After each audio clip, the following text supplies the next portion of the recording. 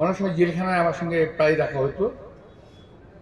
যখন আমাদেরকে 7 দিন একদিন সময় দিতাম, দেখা করতে যেতাম, আমি প্রতিদিনই সঙ্গে যেতাম। আমি তখনই আমি বুঝতে পেরেছি, বিকজ জেল খেলায় কিন্তু আমি নিজে বহুদিন ছিলাম।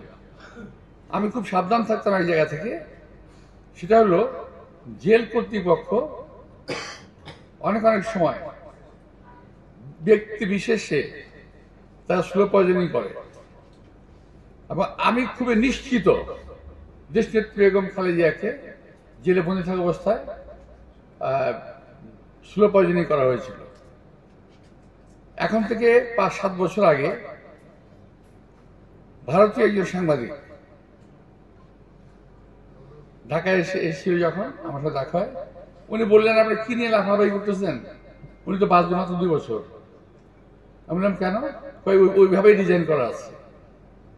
বুঝতে পারছেন কথাটা? সেভাবেই ডিজাইন করা আছে, অর্থাৎ এমন কিছু থেকে কারণ হয়েছে উনি ধীরে ধীরে তিলে তিলে মৃত্যুমুখে পড়বেন। আল্লাহর রহমতে উনি কিন্তু এখন পর্যন্ত বেঁচে আছেন।